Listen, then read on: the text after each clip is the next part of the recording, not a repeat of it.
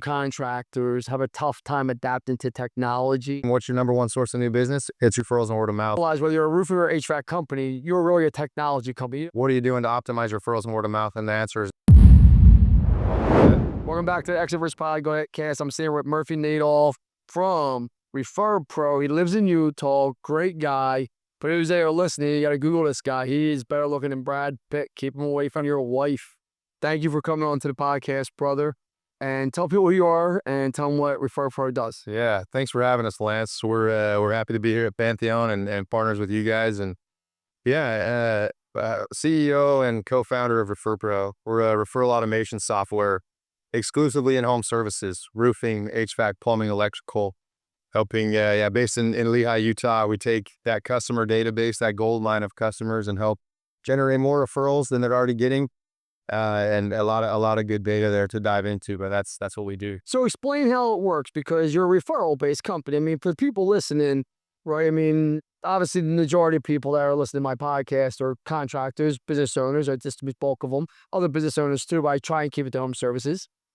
Not all the time, but how does your product work? Because like, if I'm a contractor, I'm tuning out right now, right? I'm like, okay, so tell me, but referrals are my number one way of growing my business, and they normally have a higher ticket. Yeah, I know that. Exactly. So can you talk to me about that? Yeah.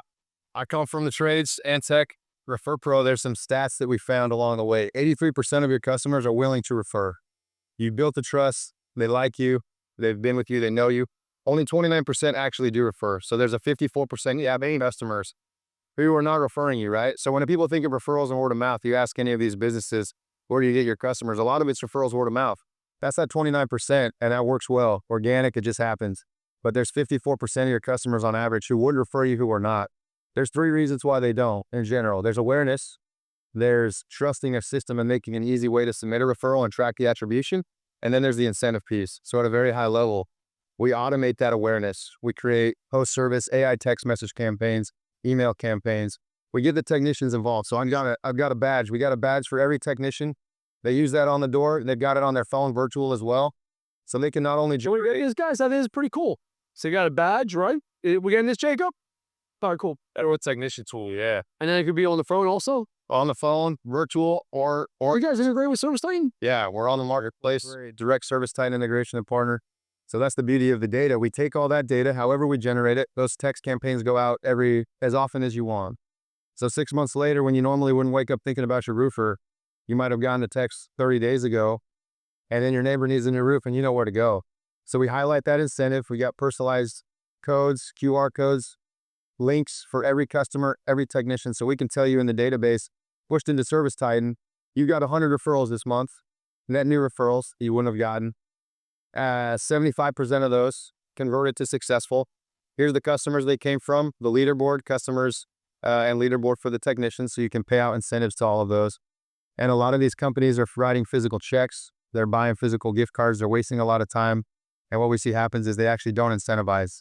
You tell them you're going to incentivize and then you don't, and your customers play us after. So what happens is, as soon as we recognize a successful invoice in ServiceTitan, we trigger the message to the referring person and technician, send them that spiff or that incentive that's teed up before, customizable, and they can go choose from our dashboard of 230 redemption options. So they're excited. They become your sales force in essence. Absolutely. So it's all done through technology. Exactly. So, and this is what people don't realize, whether you're a roofing or HVAC company, you're really a technology company. I speak about that all the time. I'm like, that's just a widget. So you better embrace this. So tell me how you got into this, because we're going to if people want to demo this product and use ReferPro, where would you go? Yeah. Well, obviously, if you're here, we got the booth at Pantheon. Our website's referrpro.com. Are you going to be at the Roofing Process Conference? We'll be at the Roofing Process. There you go. There. Come see us at the show. At the show, there you go. Marco Island, December 3rd through 5th. I appreciate you guys coming. So you come here. What's your website? referpro.com. Okay. We'll be at the Mastermind next month and at the Winter Circle as well.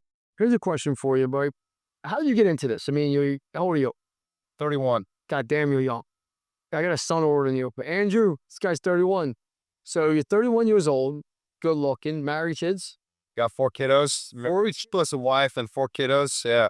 That's my why right there. Yeah. I just, when I say to people, that's why I like my partners to be married or have kids. Did you hear me say that earlier? Married. That I agree. Yeah, I like that. Like, That becomes the why. That's why I do. Works hard, right? As you know very well. So how did you get into this? Tell us, you have 4 kids, you're married. Yeah. Where made you go into this? I've had 3 home service companies starting in high school. I was out all summer after football. I would go knock doors and wash windows all summer and fall in high school. Did it in college, had 2 other ones. We had a pretty successful one 4 or 5 years ago that we sold. Nice. Most of my career post college is in technology. I had an incredibly unique opportunity to work for Robert Pera, founder and CEO of Ubiquity. He owns the Memphis Grizzly. And I had 5 years with him working closely, doing whatever projects needed to be done, hustling. And so he just unlocked a lot of doors and opportunities that I wouldn't have learned otherwise. And so, hey everyone, thank you for joining us today. I want to give a quick shout out to our sponsors, ServiceTitan and Rilla, our technology of choice to helping us scale and grow our business and making sure all of our viewers have the technology to scale their business so when they want to sell it, they're able to.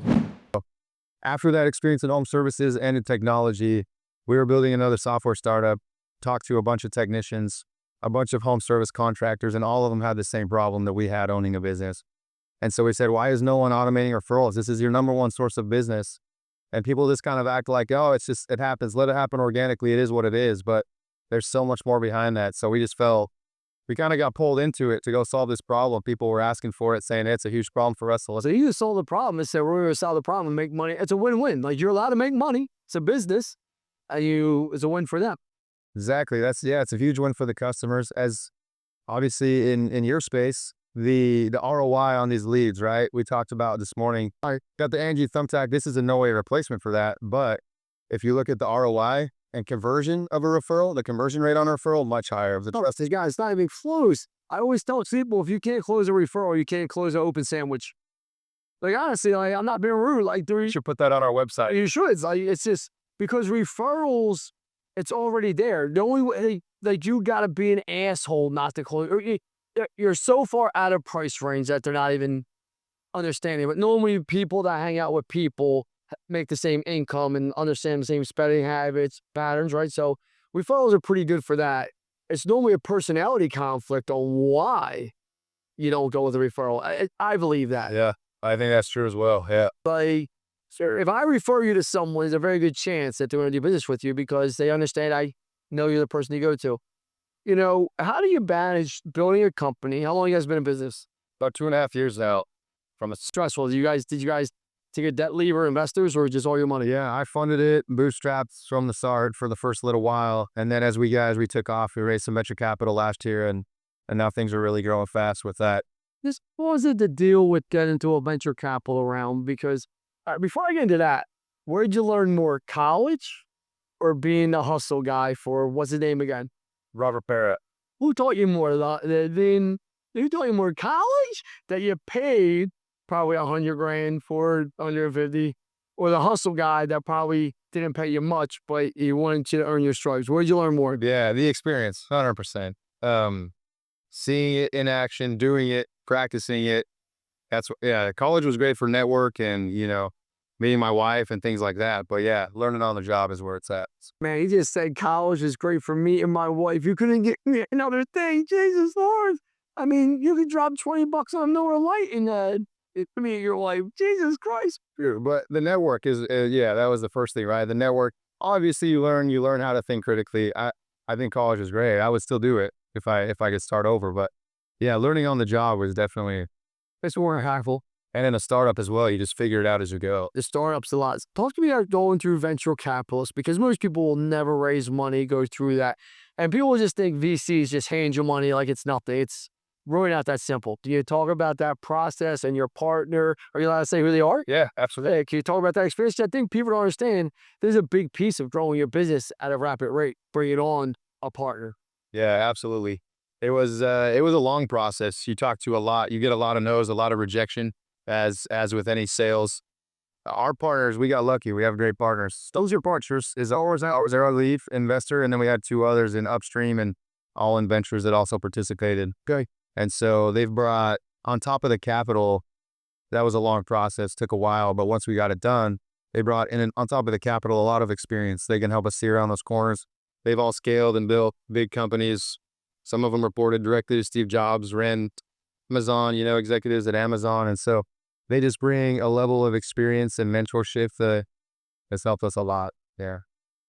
And you don't realize that relationship has to be a good relationship because they ultimately own a big part of your company when they give you cash. I guess you're the CEO, you're the founder, you're the visionary, but you got to be open to they want to make money. They want to scale. They do not, like, they understand losing money when they have to. They get that. I always say, I'll burn cash for growth the right way. I will not burn cash for mismanagement. And there's a difference.